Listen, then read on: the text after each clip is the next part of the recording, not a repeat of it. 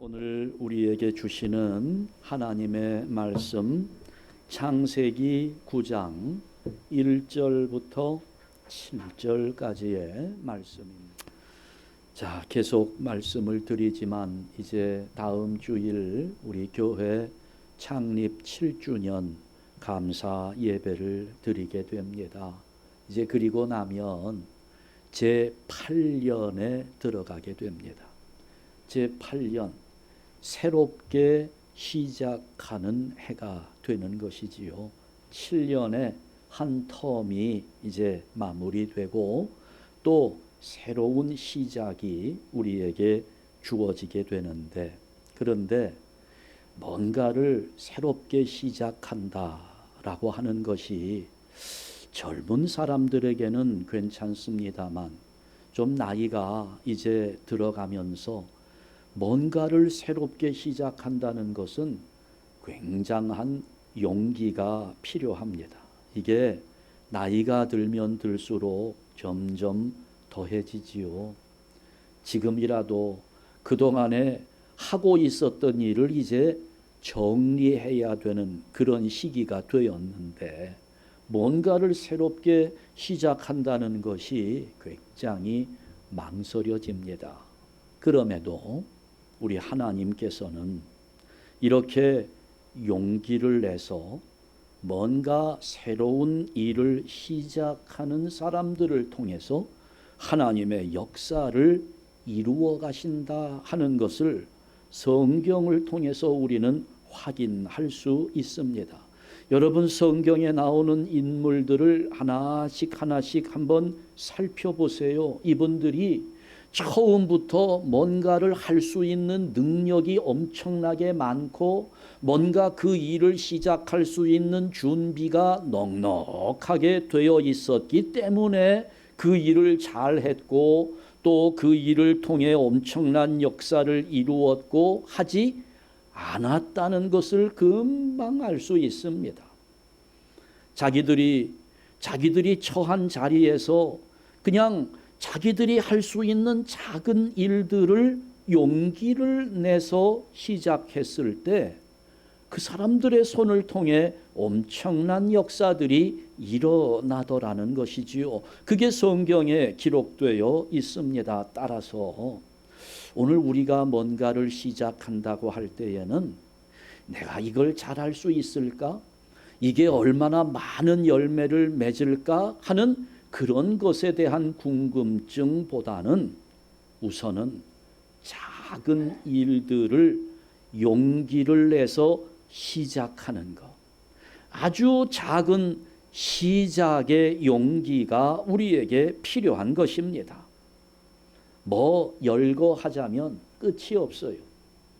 예수님께서 이 5,000명이나 되는 많은 사람들을 배불리 먹이고도 12바구니가 남게 하셨던 오병이어의 기적, 그것은 한 아이가 자기가 가지고 있었던 도시락, 그 오병이어 작은 물고기 5마리와 보리떡 2개를, 보리떡 5개와 물고기 2마리를 예수님께 드리는 일에서부터 그 역사는 시작된 것입니다. 우리는 이스라엘 출애굽 역사에서 홍해바다가 갈라진 것을 굉장한 기적으로 생각하고 있지만 여러분, 그 하나님의 놀라운 기적, 홍해가 갈라지는 기적도 모세가 들고 있었던 그 마른 지팡이 하나에서 시작되었다는 거 우리는 다 알고 있어요. 이게 무슨 엄청난 준비가 있었고 엄청난 능력이 그 사람에게 있었다 하는 것을 우리는 찾아볼 수 없습니다. 그냥 작은 헌신, 작은 용기, 그것을 하나님은 사용하셔서 큰 역사를 이루시더라는 것이지요. 그러니까 우리에게 있어서 중요한 것은 믿음을 가지고 시작하는 용기입니다. 이렇게 우리 하나님은 시작하는 사람을 사랑하시고 또 그런 사람을 통해서 역사하시고 그런 사람들, 그냥 내버려 두지 않으시고 복을 내리신다고 하는 것, 이것이 우리 하나님의 모습이라고 성경이 증거하고 있습니다. 자, 오늘 본문을 한번 생각합니다. 오늘 본문에 보면 이제 홍수 심판에서 구원받은 노아의 가족들이 나옵니다. 8명이었습니다.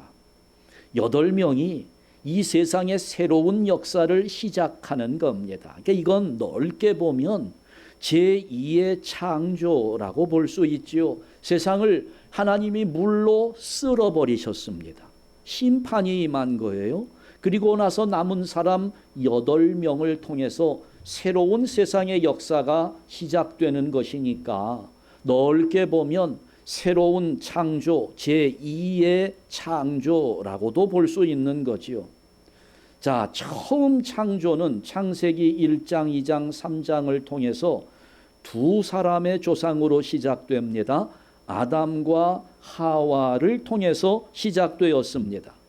두 번째 세상의 역사는 8명의 조상으로, 그러니까 노아와 그의 아내와 그의 세 아들과 세 자부 8명을 통해서 그들을 조상으로 인류의 역사가 다시 시작된 것입니다.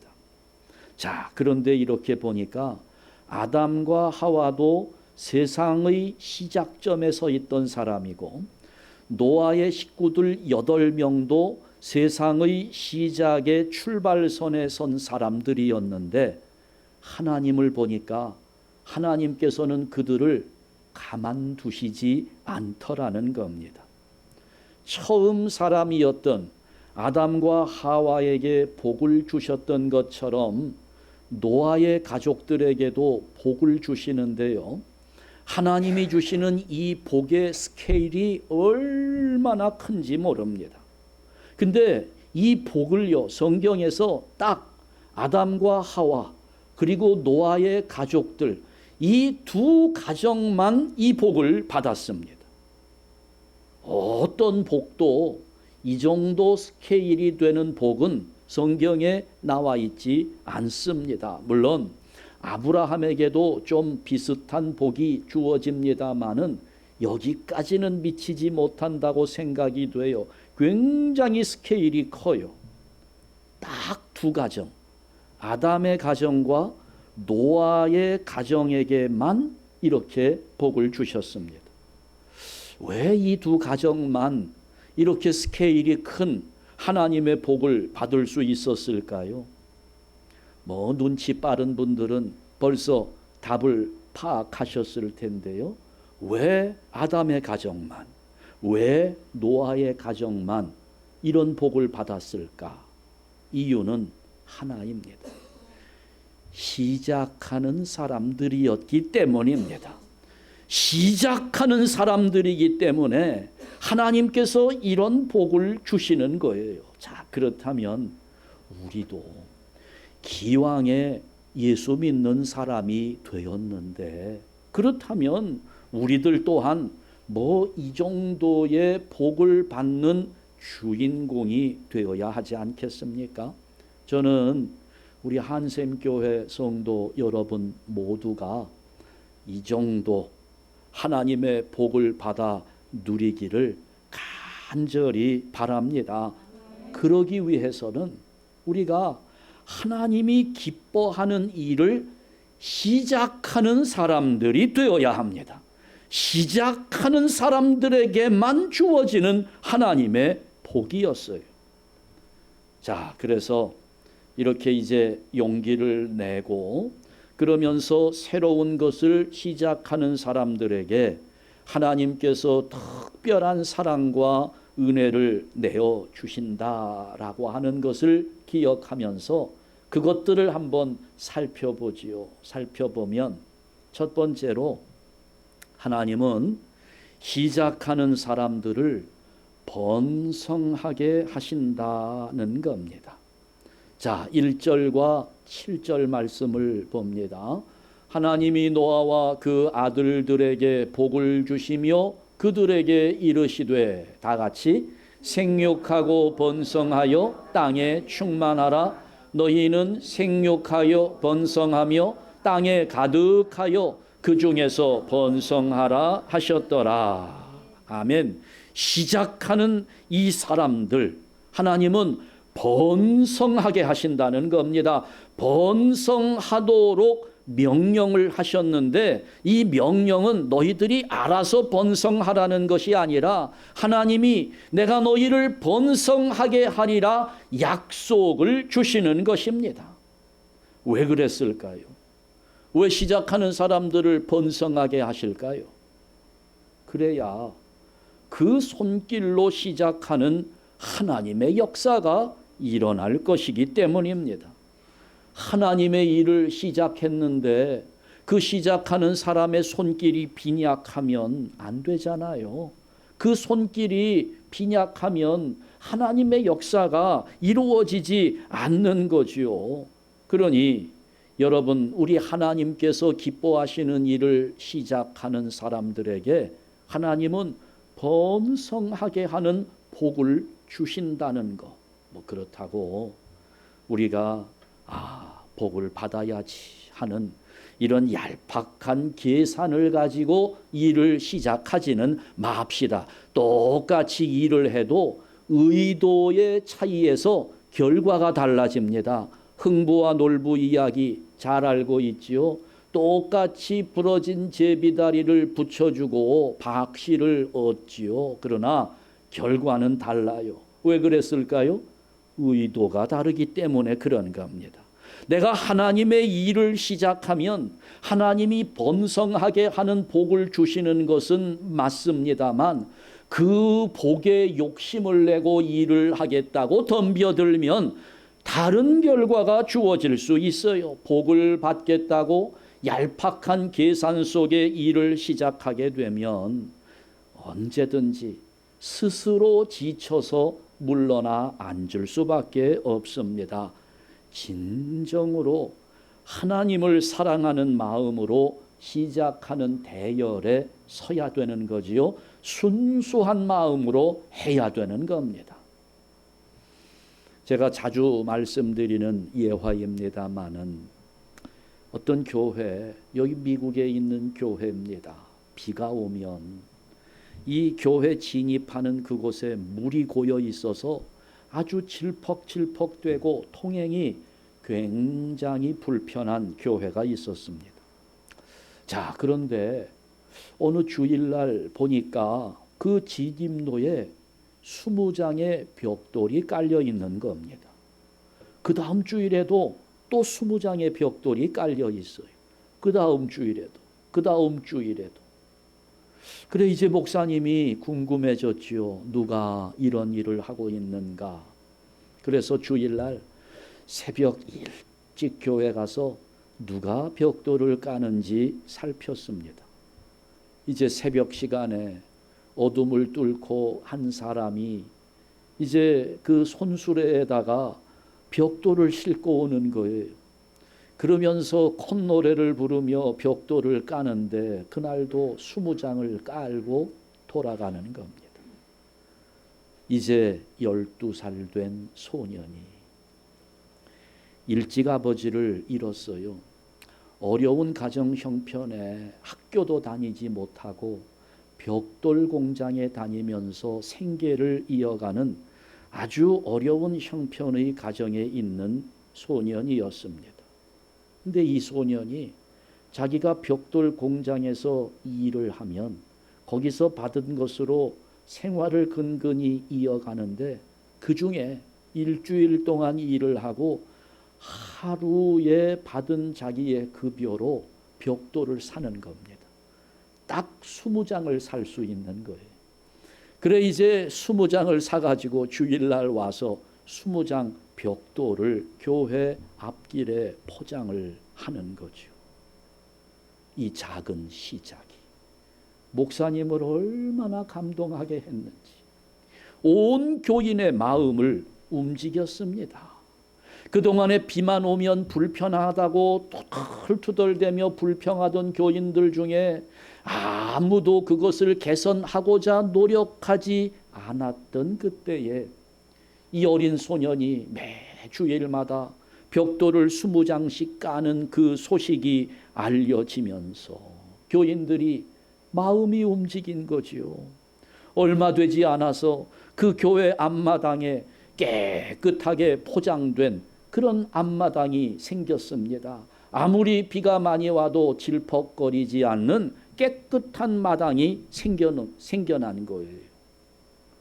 여러분, 이 소년, 이 교회에 벽돌을 싣고 와서 20장씩 매 주일마다 깔아 놓았던 이 소년, 나중에 이 미국 백화점의 왕이라고 불렸던 존 워너메이커라는 분입니다.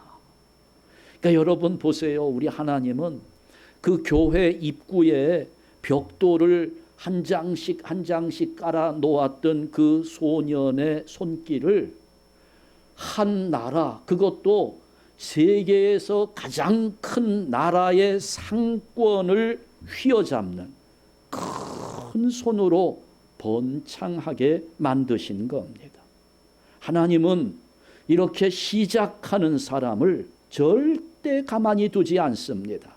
작은 시작일지라도 하나님 기뻐하실 만한 일을 시작하게 될 때 시작하는 그 손길을 하나님은 기뻐하시면서 그 손길을 번성하게 하신다고 하는 사실, 오늘 그것이 노아에게 축복하시는 하나님의 말씀 속에 들어있는 것입니다.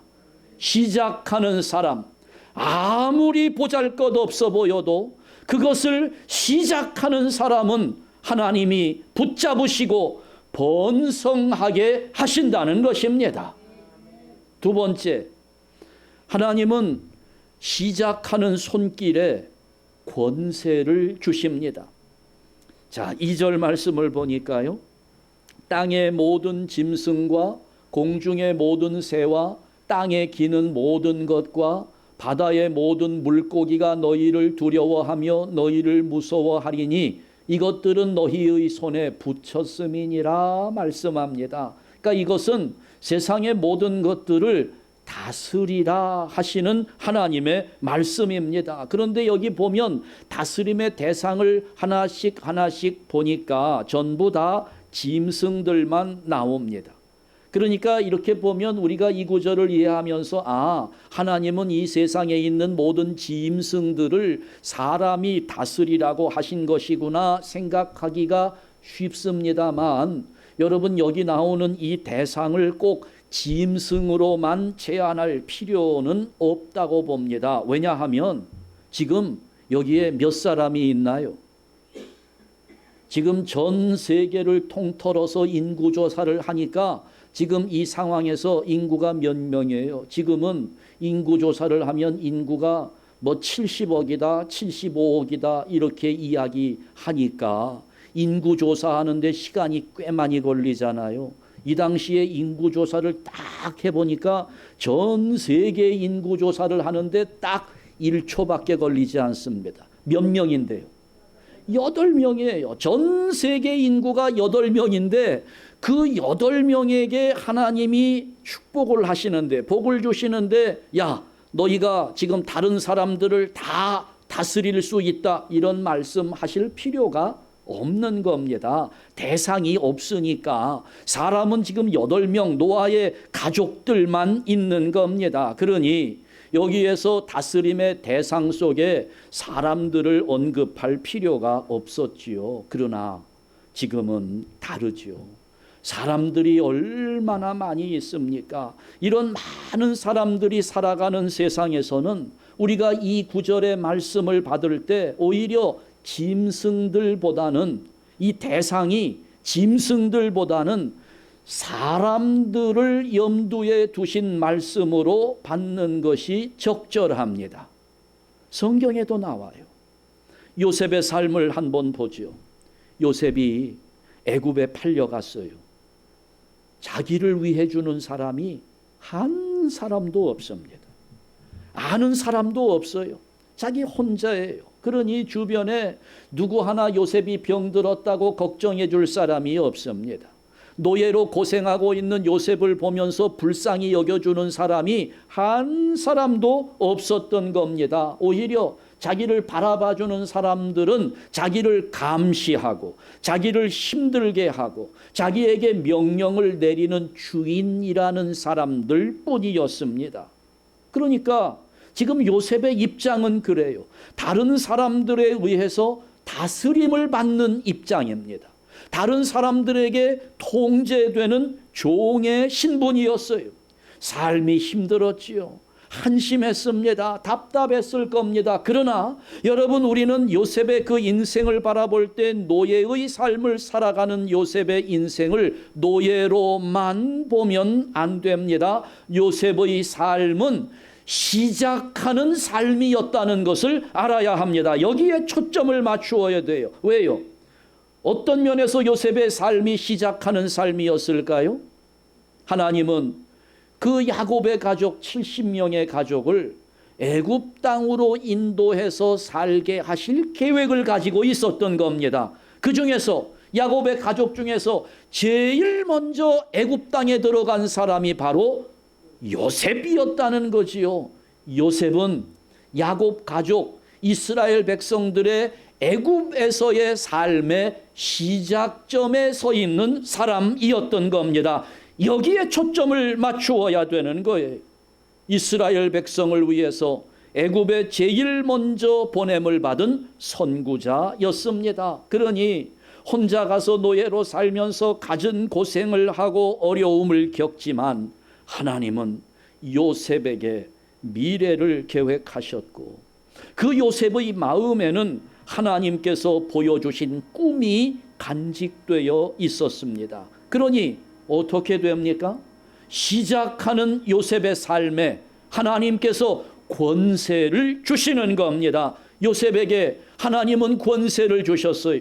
총리 대신의 자리에까지 올라가게 하셨습니다. 그 이전에는 다른 사람들이 요셉을 통제했어요. 요셉은 그 주인들이 두려웠을 겁니다. 그러나 이게 바뀝니다. 하나님이 시작하는 인생 요셉에게 권세를 주시니까 이제는 사람들이 요셉을 바라볼 때 요셉을 명령할 수 있는 사람이 한 사람도 없습니다. 요셉의 명령을 받는 사람들, 요셉이 다스려야 할 사람들이 다 애굽 백성들이었던 것입니다. 하나님이 권세를 주신 겁니다. 시작하는 인생이었기 때문에 그랬던 것입니다. 요셉만 그랬을까요? 아니지요. 오순절 마가의 다락방에서 교회를 시작했던 사람들이 있습니다. 이들에게 하나님은 성령의 권능을 주셨어요. 성령의 권세를 주셨습니다. 초대교회를 통해서 엄청난 하나님의 역사가 일어나는 겁니다. 하나님이 시작하는 사람들에게 권세를 주시기 때문에 그런 겁니다. 요셉에게 주어진 권세. 여러분 어때요? 그 요셉의 이야기를 들으면 꼭 동화 같아요. 옛날 이야기, 어렸을 때 어머니에게 들었던 재미있는 그런 이야기 같습니다. 그러나 하나님은 시작하는 사람들에게 이런 권세를 주시는 거예요. 동화 같은 이야기가 내 이야기가 되고 내가 마치 동화 속의 주인공처럼 되는 그 역사. 하나님은 시작하는 사람들에게 그런 역사를 이루신다는 것을 믿으시기 바랍니다.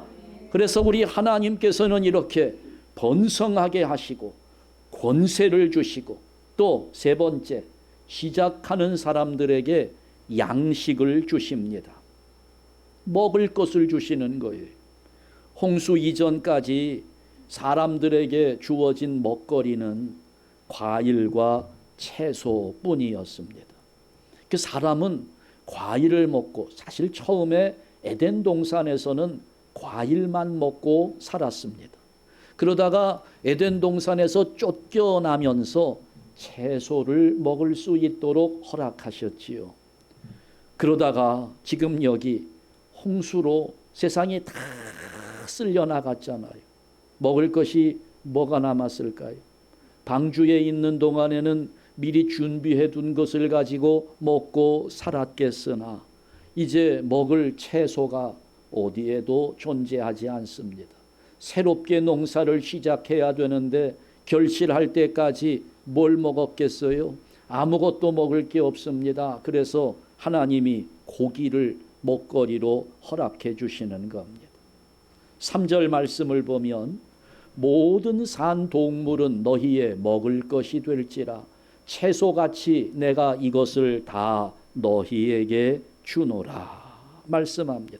먹을 것을 주는 거예요. 하나님의 일을 시작하는 단계에서 여러분 먹고 마시는 거 걱정하지 않아도 괜찮습니다. 하나님이 먹여주실 것이기 때문에. 애굽을 떠난 이스라엘 40년 광야 생활을 하는데 광야에 나오고 보니까 아무리 눈을 씻고 보아도 먹을 것을 찾을 수가 없습니다. 아무것도 먹을 것을 볼 수가 없었어요. 그러나 이 이스라엘 사람들 이제 애굽을 나와서 가나안 땅에서 하나님의 백성으로서의 삶을 시작하는 사람들이거든요. 그러니 그 시작하는 이스라엘 백성들의 먹을 수 있는 것이 어디에서 옵니까? 하늘에서 주어지는 거예요. 하나님께서 그들에게 만나를 먹을 수 있도록 매일 아침마다 만나를 준비해 주셨습니다. 마실 물이 없어요. 하나님은 반석의 깊은 곳에 물을 준비해 주셨다가 이게 아주 신선한 암반수를 이스라엘 백성들이 먹을 수 있도록 준비해 주셨습니다. 늘 그런 겁니다. 우리가 시작하는 출발선에 서 있으면, 그래서 작은 것이라도 뭔가를 시작한다면 먹고 마시는 것은 하나님이 책임져 주시는 겁니다. 우리가 미래를 걱정해요. 우리가 참 염려가 많습니다. 그런데 여러분 하나씩 살펴보세요. 여러분이 지금 걱정하고 염려하는 것이 여러분의 필요가 부족해서 그렇습니까? 욕심이 채워지지 않아서 그렇습니까? 살아왔던 내 인생을 돌이켜보세요. 여러분 끼니 굶어 보셨습니까? 먹을 것이 없어서 죽을 것 같았던, 배가 너무 고파서 아사 직전에 들어갔던 그런 적 있어요? 하나님은 필요를 채워주시는 분이에요. 하나님의 역사는, 책임져 주시는 하나님의 역사는 우리에게 늘 있어 왔습니다. 그런데도 여전히 우리는 염려하고 걱정합니다. 왜요? 하나님이 필요는 채워주셨는데 뭘 안 채워주셔서? 욕심을 안 채워주셨으니 그것 때문에 우리가 걱정하고 염려하고 불평하고 원망하는 거 아니겠어요? 여러분 걱정할 필요 없어요. 너무 욕심내지 마세요. 우리의 필요는 하나님이 정확하게 아시고 가장 적절하게 채워주신다는 사실을 믿으시기 바랍니다. 그러니까 여러분 오늘 우리가 세상을 살면서 일하고 뭐하고 하는 거, 이거는 우리가 먹기 위해서 하는 거 아니잖아요. 먹고 살기 위해서 일한다고요? 아니요. 그것은 조금만이라도 얼마든지 채울 수 있어요. 지금 우리는 욕심을 채우기 위해서 열심히 일하는 것처럼 보이는데 여러분 그럴 필요 없다는 겁니다. 우리의 필요는 하나님이 아세요. 우리의 먹을 것은 하나님이 주시는 겁니다. 그래서 예수님이 우리에게 주신 말씀이 그거예요. 마태복음 6장 33절 말씀에 보니까 우리 다 같이 읽습니다. 너희는 먼저 그의 나라와 그의 의를 구하라. 그리하면 이 모든 것을 너희에게 더하시리라. 아멘. 하나님이 주신다는 겁니다. 세 가지 말씀드렸어요. 하나님은 시작하는 사람들에게 뭘 주세요? 번성하게 하시고 권세를 주시고 양식을 주시는 겁니다. 모든 걸 하나님이 책임져 주신다는 거지요. 오늘 우리 교회가 이 시점에 서 있습니다. 제8년, 이제 7주년을 지내면 제8년 새롭게 시작하는 출발점에 서게 됩니다. 여기에서 우리가 출발하고 시작하면 하나님은 반드시 우리에게 이것을 채워 주실 겁니다. 우리 하나님께서 우리를 번성하게 하시고 우리에게 권세를 주시고 양식을 책임져 주시는 하나님의 능력이 나타날 겁니다. 그러나 우리가 이 시작의 출발선에서 가만히 주저앉아 있다면 우리에게는 아무런 변화도 일어나지 않을 겁니다. 저는 그러지 않기를 원합니다. 우리가 함께 뭔가를 시작해야 돼요. 아니, 이 나이에 우리가 뭘 시작할 수 있습니까? 있어요. 시작할 것 얼마든지 있습니다. 우선 하나님께 기도하는 일을 시작할 수 있습니다. 이미 우리가 지난 한 해 동안에 하나님의 말씀을 읽는 일을 시작했습니다. 깜짝 놀랐어요. 우리 교회 권사님들이 성경을 읽고 느끼는 바를 저에게 말씀해 주시는데 제가 너무너무 감동이 돼요. 그런데 또 한편으로 깜짝 놀라는 것은, 아니, 이 권사님이 신앙생활을 50년을 해오면서 성경을 읽다가 생겨난 그 부분을 이제야 처음 아셨단 말인가? 이 부분을 이제 처음 읽은 것인가? 이게 깜짝 놀랄 만한 일인 거예요. 그러나 얼마나 감사합니까? 그 일을 시작한 거예요, 우리가. 여러분은 그 일을 시작했습니다. 말씀 읽는 일을 시작했으니 하나님이 여러분을 이제 사로잡을 거예요. 이제 제 8년입니다. 또 다른 시작을 한번 찾아보자고요. 기도하는 일입니다.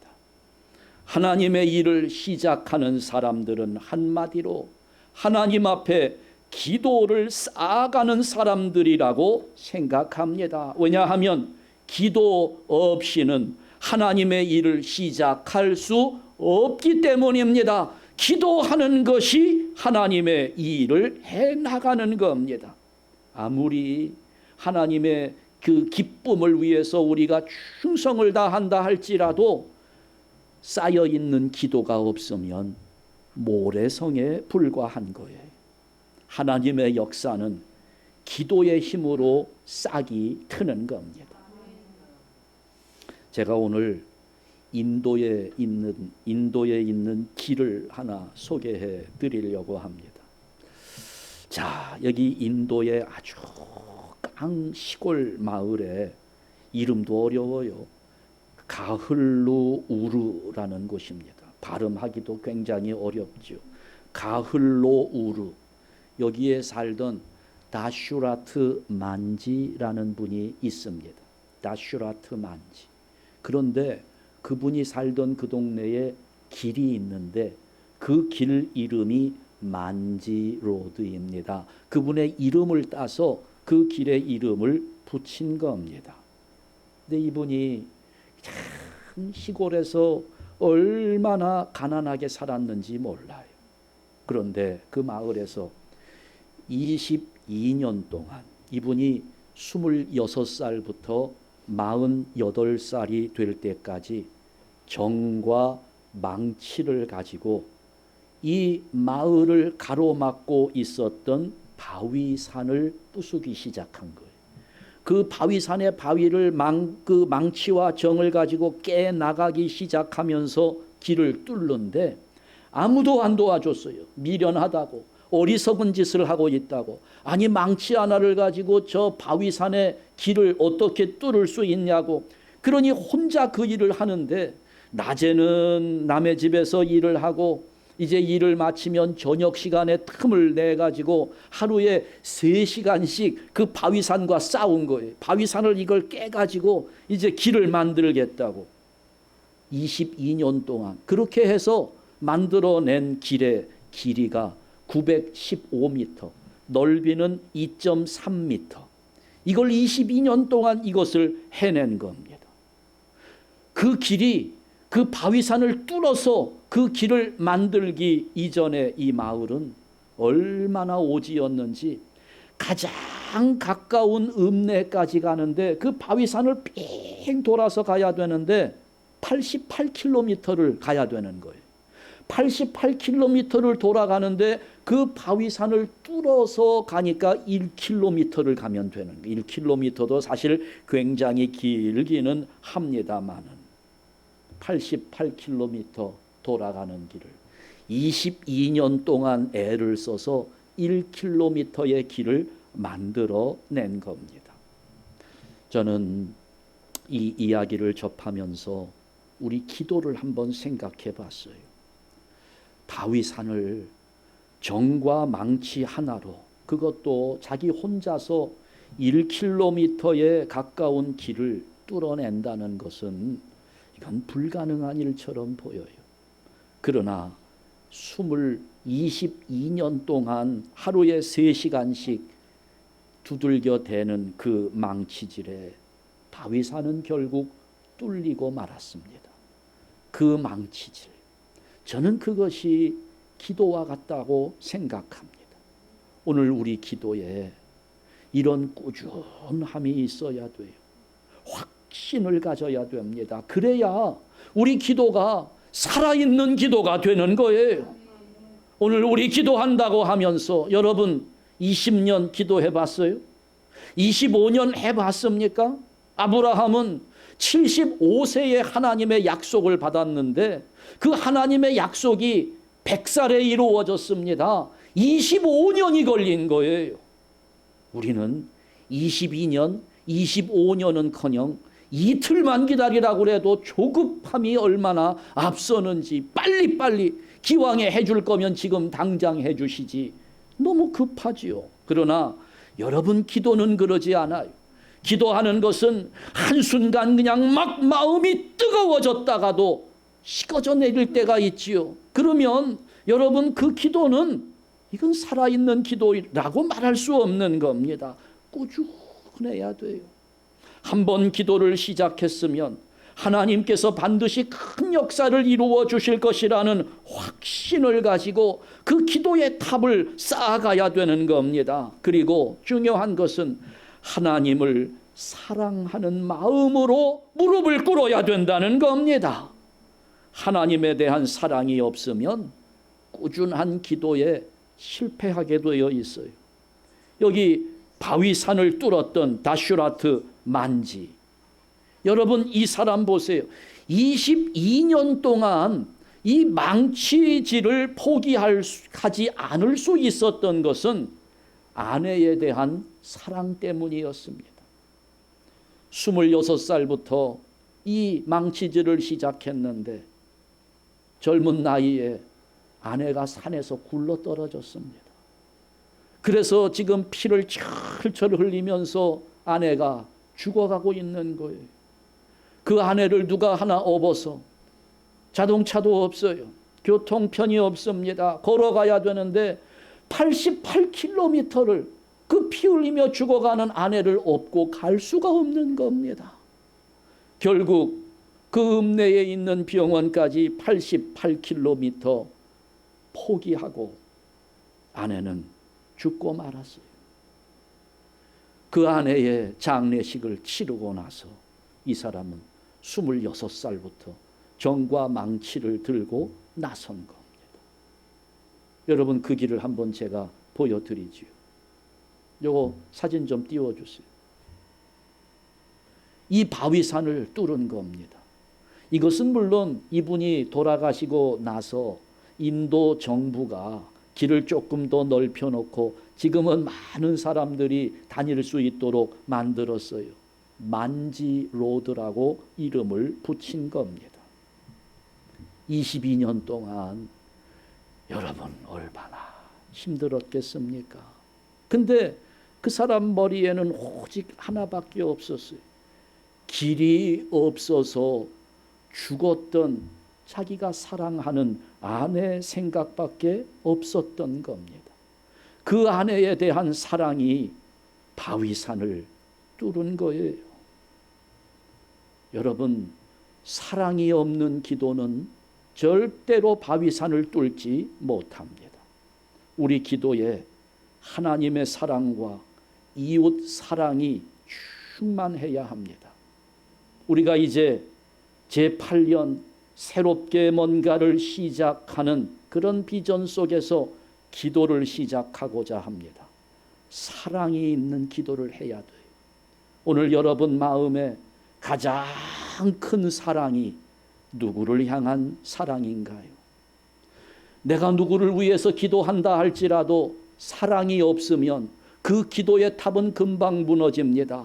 우리는 이제 기도를 시작하는데 무너지지 않을 기도를 해나가려고 하는 겁니다. 여러분이 정말 사랑하는 사람이라면 우리는 22년, 25년, 아니 100년이라도 기도할 수 있을 겁니다. 그 기도를 시작하려고 합니다. 여러분, 가장 사랑하는 대상을 마음에 새겨놓고 기도합시다. 누구입니까? 누가 여러분이 가장 사랑할 수 있는 사람이며 지금도 여러분이 가장 사랑하는 사람 누가 있나요? 여러분의 자녀들입니다. 여러분 자녀를 위해서 기도하기를 시작합시다. 아유, 목사님도 아니 우리 자녀를 위해서 내가 얼마나 기도를 많이 했는데요. 기도했겠지요. 구체적으로 하자는 겁니다. 여러분 마음에 원하는 것은 있었지요. 하나님을 향해서 자녀들을 위해 마음으로 기도한 것은 있었지요. 뭐라고 기도했습니까? 그거 문장으로 쓸 수 있습니까? 한 장 편지지로 하나님 앞에 내 자녀를 위해서 기도하는 내용 한 장 편지지라도 써본 적이 있습니까? 구체적으로 기도하자는 겁니다. 하나님, 우리의 아들 미래 그냥 잘 되게 해주세요. 이 정도가 아니고요. 하나님, 오늘 자동차를 타고 가는 내 자녀가 출근길에 사고 나지 않도록 뭐 이 정도 아주 구체적인 기도들, 건강을 위한 것도 미래를 위한 것도 특별히 여러분 지금까지 자녀가 잘 되기를 위해서 기도하는 중에 자녀의 신앙을 위해서 기도해 보셨나요? 안타까워요. 저는 그렇게 사랑하는 자녀들, 세상에서 돈 많이 벌면 좋지요. 세상에서 높은 자리에 앉는 것도 중요하지요. 그렇게 되면 저도 좋겠어요. 그런데 세상에서 그 높은 자리에 앉고 세상에서 돈 많이 번 그 자녀를 내가 천국에 갔을 때 못 만난다면 어찌할 겁니까? 그 사랑하는 자녀를 내가 하늘나라에서 같이 할 수 없게 된다면 여러분 어찌 보면 다른 기도 내가 했던 것 다 필요 없을 수 있어요. 이거 하나만 기도해도 내가 사랑하는 내 자녀를 위해서 그의 신앙을 위해서 간절하게 기도하고 그래서 내가 하나님 나라에서 내 자녀와 다시 만나 함께 기쁨을 나누는 삶을 살 수 있다면 다른 기도 뭐가 필요하겠습니까? 이제 우리 교회 제8년 새로운 시작의 해입니다. 이 일을 시작합니다. 자녀들을 위해서 기도하는 일을 시작합니다. 여기 지금 자녀가 없는 젊은 세대는 나하고는 상관이 없는 일이라 생각하실 텐데 그렇지 않지요. 여러분이 이제 앞으로 갖게 될 자녀를 위해서 가장 중요하게 생각하며 감당해야 할 일이 바로 이것입니다. 자녀들을 위해 기도하는 일입니다. 오늘 우리가 하나님 앞에 시작하는 그 일, 기도하는 일, 자녀를 사랑하고 그 사랑하는 마음의 자녀들을 위해 기도할 때 하나님, 나를 시작하는 사람으로 사용하여 주옵소서. 여기 이 기도로부터 시작합니다. 내 사랑하는 자녀를 위해 기도하는 일 시작합니다. 시작하는 우리에게 하나님 번성하게 하시고 권세를 주시고 먹을 것을 주시며 우리의 기도 가운데 하나님의 역사가 일어나게 하여 주옵소서. 기도하시기를 주님의 이름으로 축원합니다. 기도하겠습니다.